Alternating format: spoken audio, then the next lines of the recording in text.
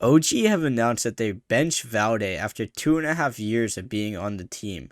And this was only 3 months after they traded for Nexa, at which they traded their former IGL Alexi B to G2, and Nexa obviously is coming from G2 as well. Nexa posted some pretty good results on G2, and he even proclaimed when he signed to the team that he wanted to become a great IGL, not just a good IGL. He said something to that extent. And after only 27 maps played on the team, which to be honest is not a lot of competitive play, but they've been relatively underwhelming. But it still doesn't fully justify the decision of benching Valde. It really does feel like they just made a decision and a change just for the sake of changing out a player. I guess it's a little bit of the panic that probably ensued after the way their performances have been, right? When they first picked up Nexa, the team got off to a really hot start, picking up a lot of wins against big names. And like looking through their map history now, or match history, they haven't really won against a top tier team in some time. They lost to Eternal Fire, Fours, Navi, with a few wins with a few lower tier teams in there. But overall, they're not really performing at that higher level like they should be. I think definitely the short term results have been pretty staggering for a lot of the teams that made huge changes after the major, but I think it poses the discussion of whether teams should how long a team should wait till you decide that you need to make a change. Is 3 months really enough time to decide that the roster needs a huge change?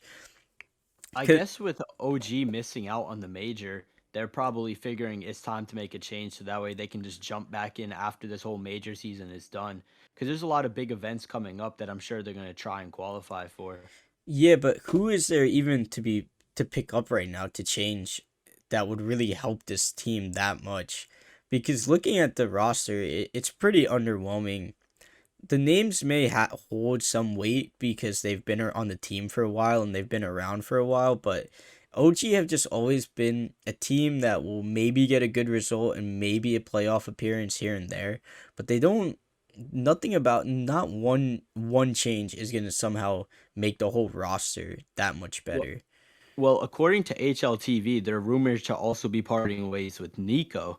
So it looks like they might be looking to, I guess, overhaul their roster as almost as a whole.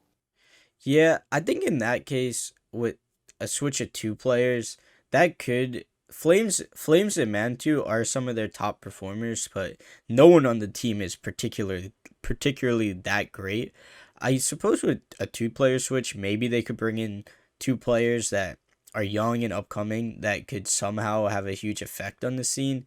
But a lot of these teams have just made changes, and obviously there's a huge roster shuffle after the major. I still I don't know the if I don't know how much I like Nexa as an IGL, and definitely don't like Montu that much as a in terms of a core member of a team.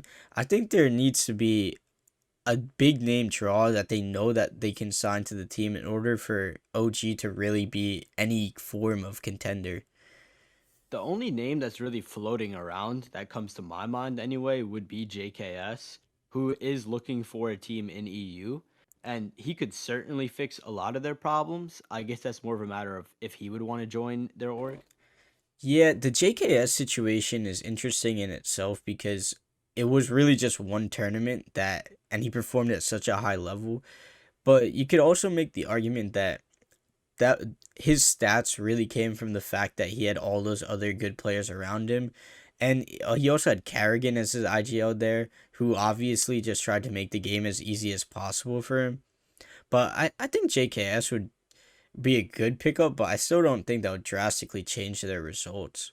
Yeah, I'm guessing the organization has something in mind here because these are pretty big changes to pretty long-standing players on their roster. Valde playing over 300 maps with them. He's certainly seen a lot, and I'm guessing with with just this amount of play, and I guess after the Nexa change, it was pretty clear to them that things just weren't going to work out between him and the org.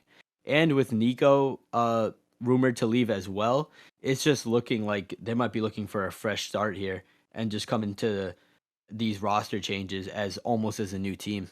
So this situation, it's certainly been pretty interesting, and I'm very intrigued to see where this is gonna go for both Valde and OG in this situation. Hoping that these roster changes do bring better things to this roster because it was such a promising start with the Nexa trade. And I'm really interested to see where Valde is gonna end up because he's got a lot of options after this pretty typical post major shuffle that goes on every time there's a large event like this. Valde, with this change, Valde is looking for an area where he can finally find consistent results, as well as be a contributor on a team that isn't in an endless cycle of mediocre performances, as well as a team where he can fit well and play his style, as well as be under a good IGL and with good teammates around him so he doesn't have to carry all the weight himself.